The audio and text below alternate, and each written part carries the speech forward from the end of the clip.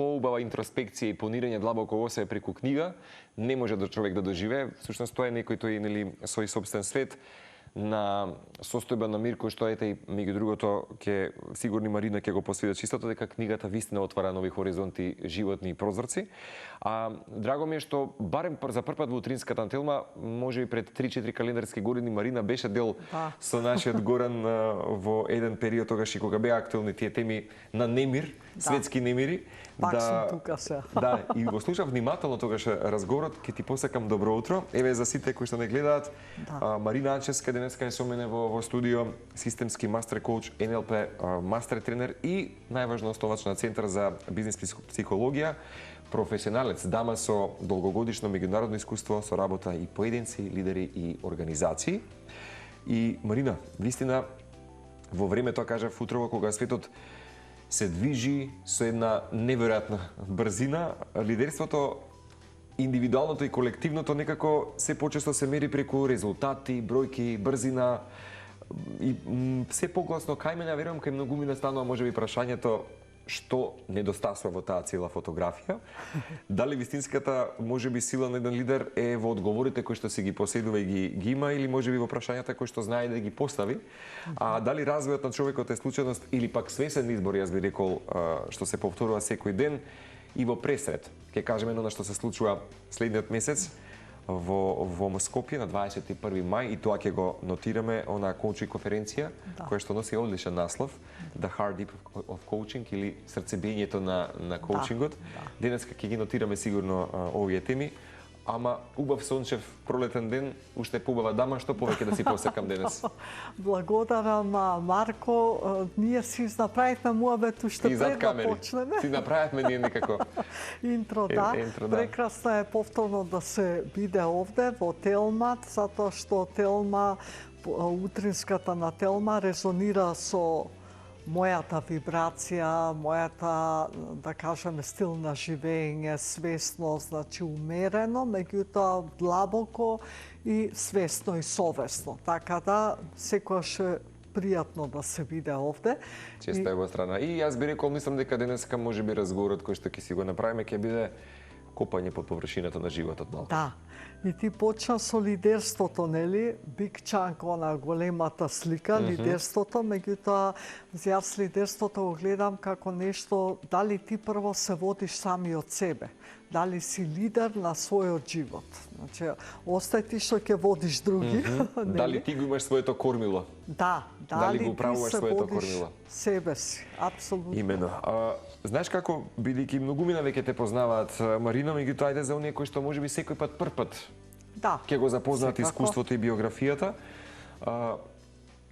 Твојот професионален пат започна пред повеќе од можеби 2 децении, ако да не погрешам, со една сертификација која што е потем во Холандија, земја која што споменавме зад камери. Ако те прашам во тој период што беше оној аха момент кој што секој од нас во различни епохи го доживува, или пресвртниот момент кога сваќаш дека ова нема да биде само моја професија, една моја мисија пред се? Да. Секој пат на оваа работа што ја работам јас, значи е личен пат пред се. Значи истражување на сам себе, кај сум, што сум, сакам нешто повеќе, не знам што сакам, и така почна тој пат преку Холистичката академија во Холандија, баш она патување низ себе, осознавање на себе. Меѓутоа, се уште не знаев дека ќе го работам јас тоа со луѓе. Почнав да експериментирам, нели, Холистичката академија работа со енергија, со тело. Па викам, чекај, можда јога не е лошо академија, па и јога академија, па таму се отвори новиот пат на НЛП, на коучинг, и нема крај тоа, и се уште тоа трае. Меѓутоа, во еден момент така прво чувствуваш кај себе, нели, промени, меѓутоа и другите приметуваат и почнуваат да те прашуваат како го правиш ова, како се снајде со ова, какви промени. И така тоа спонтано си оди. Всушност, од твој личен животен стил и своето менаџирање на своите. Да, стануваш така, да кажеме, видлив и кај другите и околината, и уствари тогаш се раѓа во коучот во мене. Мислам, тоа е еден процес што нема крај. И јас секогаш ќе кажам, ова да ми е работа, меѓутоа мене ми е начин на живење, а не сум поразлично кога сум со луѓе, кога држам обука и кога не користиме сега аватари ние некој тука. Тоа сме ние. Тоа е Марина, тоа е Марко и така е. Однатре доаѓа тоа, не е само научено нешто, па неискусено. Тоа е целосно искуствен процес. Јасно. Она што додека разговараме вчера за да ги нели некако консолидираме темите, нема да бидеме толку многу апстрактни, ама ќе се доближиме најнародски што се вели. Практично. Именно како што се и всушност и твоите и предавања и лични и оние кои што ги имаш можеби со индивидуите или колективите. Оно што сериозно ми беше како и мене аха е кога спомена за едно твое мото кое што веројатно те отсликува и го обликува твоето работење. Животот е процес, развојот е избор. Дали тоа значи дека не сите луѓе избираат да растат, туку повеќето само постојат?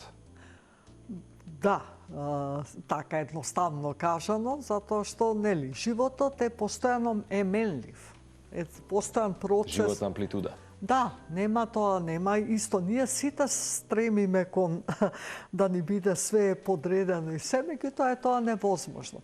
Сега кога има промени и предизвици, а секогаш ќе има, имало и ќе има, значи на нас е дали ние преку тие предизвици и промени, преку решавањето, носењето со тие промени и предизвици ќе растеме или па цело време ќе се бориме да бидеме пак исто. И тоа е вистина избор. Меѓутоа се случуваат екстремни работи во животот и ти не можеш да избегаш од тоа и мораш да направиш некаква промена. Животот ќе те бутне, а луѓето најмногу реагираат кога нешто ќе им се случи со телото. Болест, некаква промена, некаква состојба, тогаш е најголемиот. Алармот е вклучен. Да, и не за сите пак. Значи, пак не е за сите. Значи, развојот е нешто што ние постојано несвесно го правиме, се случува, меѓутоа, ако почнеме тоа свесно да го правиме, ќе има многу повеќе резултат во секојдневието. Значи, и лично за нас, мир и спокој се доживува независно што и да се случува во околината, ако ти го немаш мирот и спокојот натре, а ништо не можеш да смениш надвор, тоа е лошо само за тебе, за твоето тело. Значи, тоа е, нашето тело вибрира на менталната состојба, на емоционалната состојба, значи се е тоа поврзано, не е главата само. Нели, јас, и тоа ми е познат изрека, стално се смееме, колку повеќе анализираш, толку повеќе парализираш. Свесност на телото. Analyzing, paralyzing, едноставно. Значи, колку повеќе анализирам, барам логичко објаснување за се и се што, нели, некакви процеси, процедури, следам нешто што сум го правела порано, се повеќе парализирам информациите што ги дава телото. Зашто телото одма ќе ти каже дали ти си ми тука блиску или не си ми блиску. Нели? Телото вибрира, тоа е све енергија. Меѓутоа, премногу луѓето сме се насочени кон таа некоја контрола. Да имам контрола на се. Не можеш телото да го контролираш. Единствено, веројатно само може да го пробуваме, нели, нашиот и мисловен процес. Јас секој пат велам, тоа ми е некаков потсетник за секоја моја реакција во случајот и мој интервју. Се што ќе произлезе можеби од мојата внатрешна состојба е да бидам наблюдувач на сопствената мисла, на сопствената реакција. Инаку не би се случувале такви тантруми кои што некој пат ги појавуваме во случајот што велиш ти на ваков животен аларм, како што светот во моментот е во неизвестност. Независно дали во моментот се наоѓаме во една сериозна војна на истокот или така натаму. Тоа и поучени од искуството, мислам дека секој пат и сме биле сведоци на некои вакви турбулентни времиња. Секогаш имало и ќе има. Сега малце се и смешни, екстремни, некако чудни, така да луѓе со повисока свест малку викаат ова малце забегува, нели, во начинот на кој што се прави, меѓутоа еве што можеш да направиш? Што можеме јас и ти да направим? И да зборуваме за ова цел ден, ние пак ништо не можеме да смениме. Не значи дека го игнорираме. Свесни тука го обсервираме го за дека постои, меѓутоа тоа е избор. Дали тоа ќе ми влијае мене на тоа се зависи од фокусот. Значи, каде ќе го насочиш фокусот? Ќе го насочиш на тоа све што недостасува или тоа што го имаш? Јасно. Ми се постава прашањето, ако животот може би е процес, Да. што е тогаш стагнацијата? Избор или несвесност? Стагнација зависи во кој сегмент, нели, затоа што не е па работата ние постојано нешто да правиме, постојано да сме активни, нешто да менуваме. Да го бараме адреналинот во секој чекор. Да, и тоа е проблем. Значи, треба да знаеме кога треба да се движам, а кога треба да сопрам. Затоа што јас метафорично тоа го објаснувам секојаш, ако е животот автобусот. Нели, дали го држиш воланот, дали го возиш автобусот, дали стоиш до шоферот и викаш даму ќе одиме, таму ќе одиме, дали си во средината на автобусот, па дзиркаш малку, дали си па скроз позади и викаш кај вози автобусот, таму ќе одиме. Најинтересното е, може би се возиш во погрешен автобус, во туки автобус. Значи, ние треба исто и во воланот држењето не е секогаш да возиш, па да возиш луѓе со себе, таа огромна одговорност. Зашто постои автоматски пилот? Значи, ти треба да возиш, да направиш све што можеш и после да пуштиш. И тоа Може би не е не целосно стагнација. препуштање, меѓутоа да бидеме со некаква мала контрола на нештата? Па не знам. Не знам, некојаш и треба да се препуштиш. Така. Затоа што кога сме постојано во акција, Во кога грч. постојано држиме, го губиме синхроницитетот. Затоа што некојаш, ако сум јас насочена постојано кон целта, а ти си тука и може би имаш порака за мене, ја не те перцепирам. А колку работи се случиле во моменти на случајност. Секој ден одиш по иста патека, викаш, ај ке свртам од овде, баш таму сретнуваш некој што ќе ти каже некоја информација што тебе ти треба. Тоа е и препуштање, тоа е исто умешност, да можеш да пуштиш. Уметност на живење, именно така. Апсолутно, не на секој му е тоа лесно. Ние сме научени да држиме и да контролираме. Меѓутоа, многу од работите се случуваат кога ќе пуштиш. Во најголем, односно, ајде да кажеме, нека е 99,9%. Да, кога ќе препуштиш. Па малку и универзумот да ти покаже, ние не сме попаметни од универзумот. Ја викам стално месечинава кој ќе се појави. Па таа океанот го мрда навнатре на надвор, па нас. Што сме ние, ние што сме мокини. Нема никаква поента тоа. Кој ќе видиш, секојаш онака и за себе си викам, кога ќе се задлабочиш во нешто, во проблеми, предизвици, ова како да го решам, или па семени системи, нели сикаш кај припаѓам, зошто никој не ме прифаќа, само погледни нагоре, кон небото, кон звездите, кон месечината и сонцето и ќе сватиш кај припаѓаш. На нешто многу поголем од тоа што си ти сега загубил. Во моментот тука. Препоставам дека трансформацијата и кај тебе дојде како избор, можеби или како нужност во некоја своја животна епоха. Како можеби животот во друга култура и влијаеше генерално и врз твојата внатрешност, разбирање за човекот и генерално неговиот развој. Препоставам дека НЛП програмата особено прави трансформација. Апсолутно, меѓутоа јас сум по професија, сум дипломиран етнолог. Вистина? Да. И на природно-математички факултет, мене луѓето од секогаш ми биле пасија, да кажам, кој што прави не од аспекта што прави овој, него ми било интересно. И како мала, секогаш ми било, кога ќе дошле гости, ја ги обсервирав гостиве.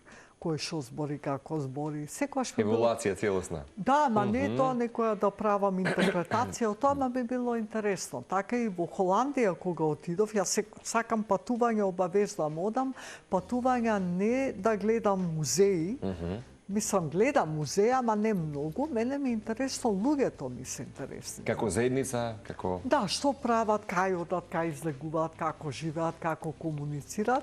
И така и во Холандија ми беше тоа фасцинантно. Не ми беше лесно, бидејќи, нели, нормално кога живееш некаде е поинаку. Спонтанноста таму ја немаш. тогаш. Сега има повеќе спонтанност. А кај нас спонтанноста е нешто најважно во Македонија, што за жал сега се менува и тоа. Во Холандија немаше, имаат сега, ние имавме, ама ја губиме. Да. И тоа што го гледа во Холандија, што многу се чудев, сега кај нас доаѓа. Например, несоцијални луѓе. Значи, многу, да кажеме, булинг во училиштата. Тоа го немаше кај нас. Во овој времиња апсолутно, мислам дека вестите воопшто ако веќе ги споменеме, не се започнува со насилство на улица, значи некако тоа постојано луѓето договарање со агенда. Сега и кај нас е веќе тоа. Значи нема има, меѓутоа нема толкова спонтанност како порано што имало. Значи целиот тој однос како некако да се пресликувало тоа од западот, дојдено е сега кај нас, а западот сега оде во некоја друга димензија до нас. Има можеби некаква логика дека насилството повикува на насилство, вулгаризмот повикува на вулгаризам. Да. Насилството секако ова што го гледаме, значи како да се случува домино ефект, како да го поттикнуваме кога почесто го говориме истото, веројатно како една рефлексија. Тоа се пласира. Јас во последно време, значи некојаш викам, баш ке снимам слики, значи се случува навечер, онака викам ај да видам некој филм што има. Значи нема филм без насилство. Голотија, вулгаризми до насилство во секој сегмент. Ја викам што е ова, како е ова дозволено, до кај дојдовме, значи да нема нешто без насилство. Повторно доаѓаме до Марина, до стимулот кој што го гледаме и преку тие, да речем, филмски платна. Да, па што значи за дете постојано е да насилство? Оние видеоигри со насилство. Што е поентата на тие видеоигри? Детето да учи дека треба да пука за да утепа некоја мачка или не знам што и да, не ги ни гледам. Не разбирам што е поентата на тоа. И тоа од мало, значи ако се учи дека пукањето, ја не би ставила ни во продавници да има воопшто пластични пиштоли. Зошто мора да има? Дете да учи да пукаш. Што е поентата, не знам. Не разбирам. Значи тоа се некои генерални работи што се прифатени како да е тоа најнормално. Као така треба да биде. Како трендови некои ли се следат. И после се чудиме зошто има насилство во училиштата, се повеќе кај нас. На улиците, па нормално ќе има кога тоа дете дома има видеоигри каде што пука и убива. Стимулирано си е, има и фундаментот. Да, и тоа е дозволено. Тоа е дозволено.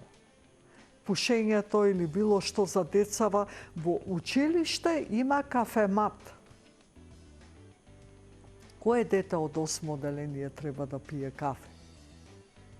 Или од 7, не знам, од кога пие. Тука доаѓа прашањето сега и за само дисциплината, нели, од која што доаѓа прво нели од родителите, меѓутоа често можеби ќе наречеме Марина дека е најтешката веројатно и победа. Зошто толку често се саботираме себе си? Да, најверојатно не се сакаме. Доволно.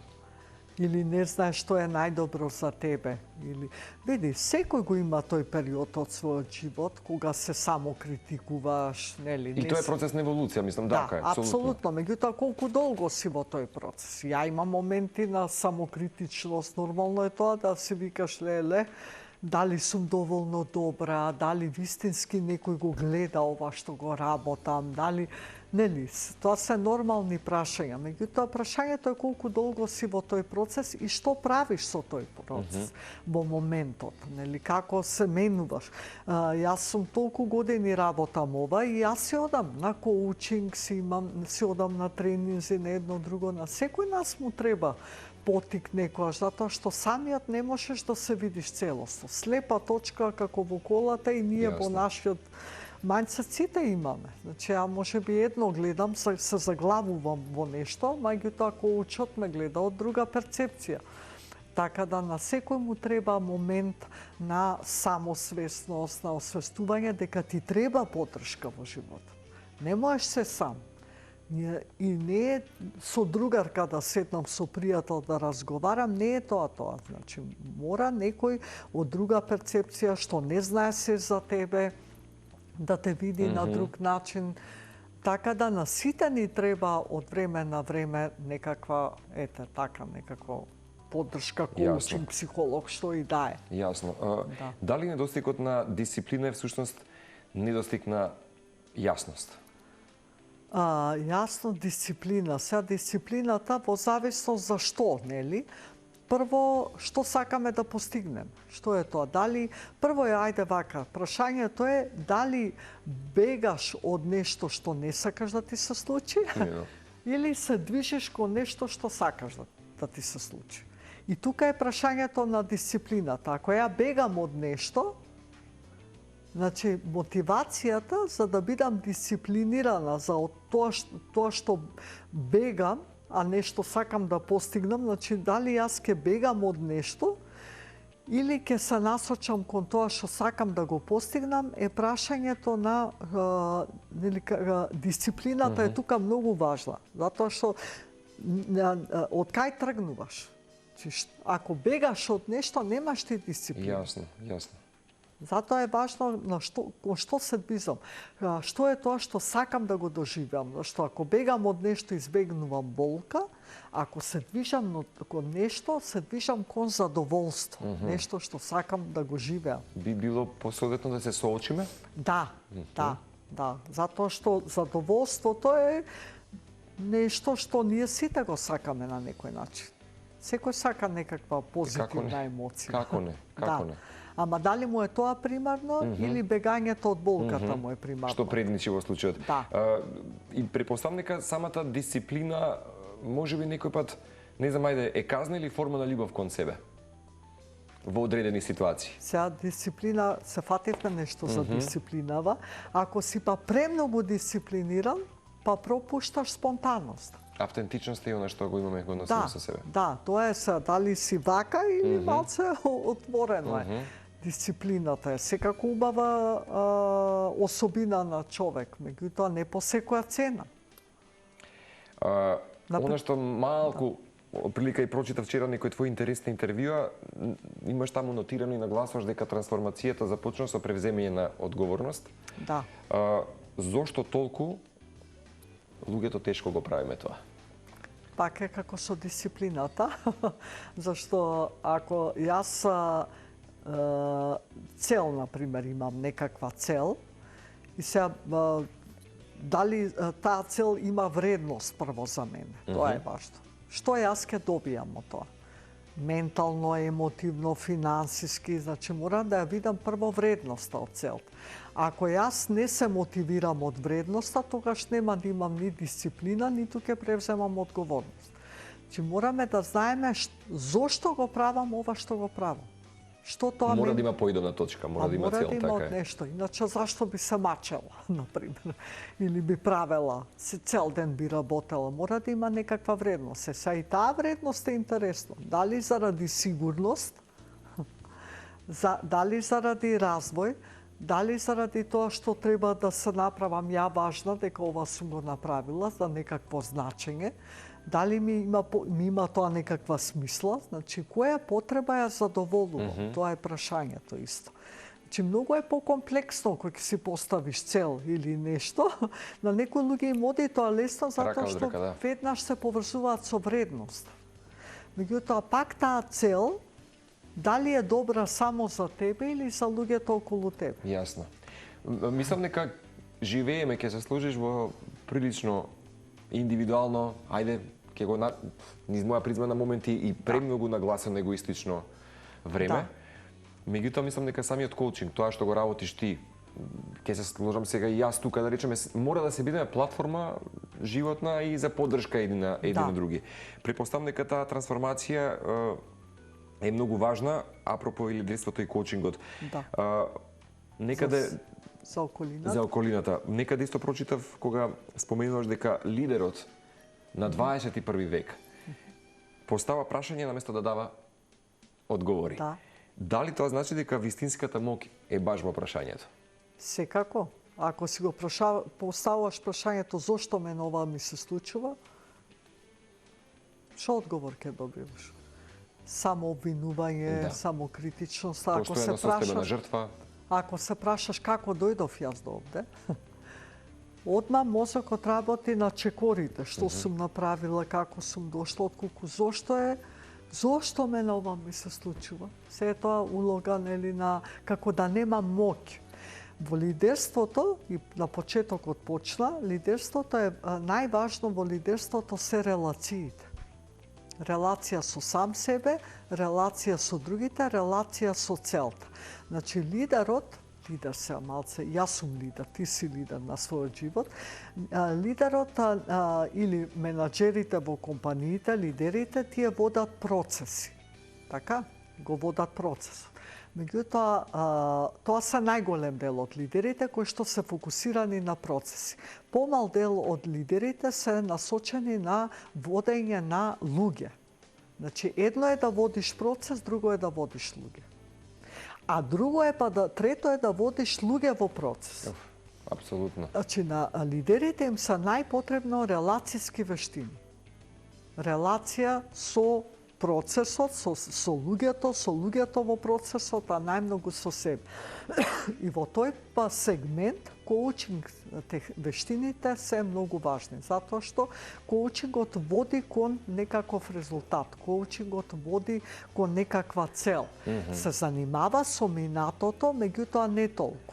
Е насочен кон резултати, насочен кон тргнува од сегашноста, не е важно. Да, што се случувало, важно е како ти реагираш на тоа што се случувало во минатото. Сега и овде. И што со тоа? И затоа се тие релацијски вештини, подкрепени со коучинг вештини, многу важно во процесот на водење на процеси и луѓе во процес. Зашто имаш ти коуч кој што води луѓе, меѓутоа друго е да го водиш и човекот во процес, во кој што тука се поврзува системскиот коучинг. Системскиот коучинг апсолутно бара структурата од системот, од семејството, да видиме што ти се уште правиш за да го одржуваш тој систем во баланс. Која е твојата несвесна улога? А и колку тој систем ќе биде достоинствен, ревносен, агилен и да биде, нели, за сечи карактери табиет. И тоа е многу важно, претпоставам дека. Да, за семејството има друга хиерархија. Друго е семен систем, друго е организацијски систем. Во семениот систем си доживотен член. Сакал некој. Во организацијскиот систем според договорот. Нели, тоа е различно. Значи, овде си привремено, не си доживотно, а во семејството си доживотен член. И тоа доживотен член има сосема друга тежина. Меѓутоа, колку да речеме од овие миксови, може да се направи добар коктел? Не, ти секогаш кај да одиш семениот систем го носиш. Сега проблемот е ако истото што го правиш во семејството да го балансираш, например си, да кажеме, заштитникот во семејството. Ти си истиот и во тимот кај што работиш, истиот заштитник. Меѓутоа, дали тоа ти помага или не ти помага? Така е. Да, и во овој можда не ти помага веќе, ама и во тимскиот систем да си заштитник и тоа не е добро. Затоа луѓето прегоруваат, се случуваат различни проблеми и предизвици, затоа што тие несвесни улоги што ги носиме, од лојалност према системот од каде што припаѓаме, ги пренесуваме на секаде. И веќе тие стануваат деструктивни. Значи, не е поентата ти да се смениш целосно, туку да видиш тоа што го правиш, во кој контекст тебе ти помага, а во кој ти одмага. Ова што го споминуваш сега за лидерството и процесите, нели, каде ќе ги носиш луѓето во самиот процес, се сетив на една приказна кога моја другарка од најмала возраст, во моментот живее во Стоколм, и вели за да секој еден новодојденец, не за разлика од која возрастна категорија доаѓа, тој мора да седне, макар бил и управител на фирмата потоа, мора да биде во процес на еволуација од веќе телото кое што, или луѓето кои што веќе ги имаат составено темелите на фирма, ако вели, сега збориме за бизнис, секторот. Ние вршиме, вика, жирирање на неговите спецификации, процеси, од тоа менторирање, да. Колку тој човек како лидер ќе може да ги носи процесите, затоа што сведоци сме денеска од вистина, ајде вака ќе кажеме под наводници поглаватери, значи луѓе збориме за претседатели на земји, министри и така натаму. каде што сите овие аспекти лошо ги процесираат со народот. Да. Па тоа е заради некакво задоволување на некаква моќ, Да, потреба и некои од лични моќ. што велиш. Значење. Да, тоа е се испреплетено. Значи, многу е комплексно, меѓутоа да го направиме за гледачите едноставно, дека секогаш треба да си тргнеш од себе, секогаш во себе. Основниот фундамент. Да, апсолутно. Што јас правам, што мене ова ми се случува. Што јас правам, што партнерот, колегата, пријателот реагира вака. Не е само до едниот. Значи, комуникацијата е тоа што ти ќе предизвикаш во главата на другиот. Не е само обратно, нели, дека другиот нешто направил, па јас реагирам. Значи, дали си насочен кон, дали емотивно си асоциран, постојано со се, или можеш да се одвоиш, да се дисоцираш од тоа што го чувствуваш, нели, затоа што ние ако секаде емотивно реагираме, резултатите ќе бидат многу поинаку. Значи, само свесност да можеш себе си да се перцепираш од малце поширока перцепција. И тоа е, нели, кон што се движиш, каде вози твојот автобус, која вредност ќе ја добиеш ти од тоа, што треба да дадеш, затоа што се има цена. Нема ништо без цена. Без цена. Да. Може ли организација да се развива ако луѓето во неа не се развиваат? Не може, не. Невозможно е. Како да им се понуди на колективот, на заедницата искрено? Еве, третман Лидерите. единствено. Тој што ги водат, ја води организацијата, тие треба да покажат развој, личен развој, пред се, и нормално професионален развој, тоа лесно се постигнува. Личниот развој е малце потешко. Да покажат развој, за да биде тоа најнормално во компанијата. Затоа што секој пат, Марина, си го поставам прашањето, живееме во свет на толку голем арсенал на информации, ката дневно, но сепак дали живееме во време на разбирање? Некој пат се плашам дали тоа е така. Нормално, ние све имаме интернет сега и све, а луѓето се помалку комуницираат едни со други и се помалку се разбираат. И покрај се што имаме, што викаме да ни олесни комуникацијата, еве прати ти еден мејл, дали вистински колегата те разбрал тебе со мејлот? Не секогаш. Да, значи пак е потребна релација, потребно е учење на тоа што јас, како јас комуницирам, за да бидам разбрана од другите или да се отворам да го разберам вистински другиот. Затоа што ние можеби имаме тотални вредности и убедувања, ма мора да седнеме да видиме што е тоа што ти, нели, го разбираш, го живееш и што е тоа јас, да се најдеме некаде, а не да се убедуваме. Јасно. Така, кој е во право, кој не. Да. Меѓутоа, дали еве да речеме модерниот човек, модерниот Homo sapiens, како што го познаваме така баш, е повеќе информиран, но помалку поврзан со себе. Ако денеска ти и преку своите програми го гледаш тоа, јас и зад камерите те прашав дали живееме во една нова епока свесна или повторно има некаква дискрепанца од она што го мислиме и што го работиме како зборови и дела, затоа што целиот универзален јазик толку ни е во дланки, ама не го разбираме некако. Колку повеќе информација, толку повеќе се губиш. Не знаеш која информација треба да слушаш. Како порано се одело во супермаркет и имало 2-3 типа на чоколади, така? И си бил многу позадоволен, отколку сега што има многу. Значи, многу избор не значи дека е добро. Да имаш и премногу избори. Сега и многу е модерно, ќе одам кај еден психолог, кај друг психолог, на овој тренинг, на овој коучинг, на оваа едукација, на ова. И пак ти уствари ништо не си направил. Затоа што и премногу, ако не е тоа искуствено поминато, нема никаква сврха.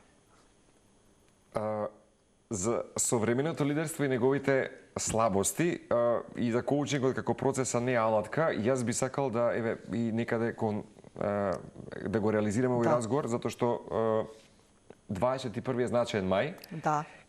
Во пресрет на The Heartbeat of Coaching или срце нели биењето на коучингот. Ова е втора, ако не се лажам, нели интернационална коучинг конференција, ќе се говори за тоа што навистина им недостига апропо на лидерите денес, како изгледа еден вистински коучинг процес и зошто развојот не е случајност, туку нели свесен избор. Нема да се говори. Туку ќе биде све работилници. Само на тој начин, практично. Како практично ќе научиш, освен некој да дојде сега и само PowerPoint да кажува или панел дискусија да имаме, мора да има практично луѓето да почувствуваат тоа што треба да го прават, практични техники, алатки, заведнаш да можат да ги применат. Ма ти можеш да ги научиш, ако не ги пробаш, како ќе знаеш дека тие функционираат. Значи има говорници на сцена за сите, нормално кинот спикери, меѓутоа и тоа ќе биде практично. И работилници. Да, имено денеска коучингот кога нели ќе се спомене, често го перцепираме нели како техника или сет од прашања. Да. Најчесто, но во својата суштина тоа е баш процес на создавање на вистинска свесност. Да, абсолютно. И според глобалните коучинг стандарди, бидејќи ти долги години всушност ти си и работиш на ова поле, вистинскиот коучинг не нуди секој пат нели решенија, ами баш ќе кажам создава простор каде што човекот сам секој од нас ги открива. Па како ќе научи? Како ќе научи именно, да. Сега оваа разлика е клучна, бидејќи нели ја поместа одговорноста на внатрешниот авторитет кон внатрешниот капацитет на самиот поединец. Можеш ли нешто да споменеме генерално како есенција на оваа втора конференција? Есенцијата па точно е тоа пулсот или срцебиењето на коучингот, затоа што коучингот не е само когнитивен процес. Емоционален е, соматски процес и системски процес. Значи коучингот не се работи само когнитивно, некои практични алатки, сега ќе ги применувам. Значи мораш тоа низ телото искуствено да го поминеш, емотивно исто да се поврзеш со тоа и какво тоа влијание има во околината. А срцето е главната, нели, имаме три мозоци, така? Когнитивно срцето и gut feeling, така. Со срцето и релациите ние се поврзуваме. И не е само за лидери, оваа конференција е за сите оние што се водат себе си, што водат процеси, што водат луѓе и луѓе во процеси. Затоа што знам дека секој клиент е и уникатно задоволство. Меѓутоа, претпоставам дека секој тим или компанија со која што работише баш автентична, сама оригинална по себе. Да, нема шаблон. Кога ќе ми побара тренинг или коучинг, ја немам. Прво треба да осетам, да видам што се потребите, која е потребата, кои се луѓето, колку луѓе се, што сакате да постигнете, како знаете дека тоа го немате. Кои се симптомите во организацијата. И на база на тоа јас креирам, меѓутоа и тој процес е менлив во тек. Колку да речеме, Марина,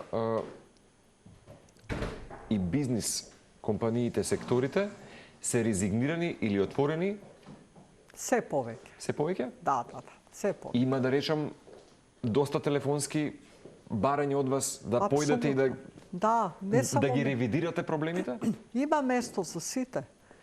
Значи, во зависност од тоа како ти работиш, значи, има место за што има потреба. Апсолутно има потреба од развој. Развој на луѓето, развој на себе, на лидерството. Развојот е апсолутно неизбежен во денешно време. Затоа што се повеќе се поистоветувам со тоа што секој пат го кажуваш дека во компаниите коучингот е мора. Нели мора, кажано. Не е трошок. Не е трошок. Туку е инвестиција неверојатно голема. Да, апсолутно, да. Затоа што не е само да се држат тренинзи. Мора да се водат и луѓето низ коучинг процес, индивидуално и тимски. Че тоа не е предавање. Тоа е процес кој што се креира на самото место, на самиот тренинг, да кажеме, тимски коучинг. Така ќе биде и конференцијата. Се уште мислам дека, да речем, голем дел од менаџерите дека коучингот е само еден разговор, размена на... Па не веќе толку. Не?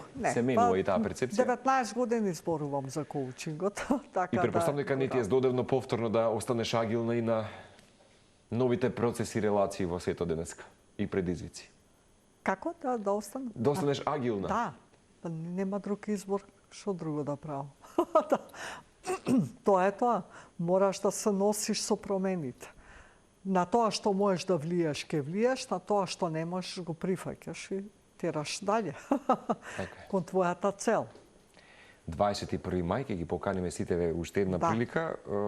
Ако те прашам, и ти како што велиш, што се случило, каква е ситуацијата, каква е реалноста? Тие се прашањата кои што ќе се постават и низ овие работилници ќе се процесираат и реализираат. Што веќе е направено? Да. Каква акција е превземена, во што е заглавен клиентот, содржина, време, емоција, тело и на крај кои се можностите и какви се? Да. И што сакаме да постигнеме со тоа, каква вредност ќе добиеме и каква смисла има тоа. Ми беше драго да ти имам во Утринската. Исто и мене и се гледаме на 21. На 21, а и во некоја прилика повторно да продолжиме на теми и разговори. Благодарам.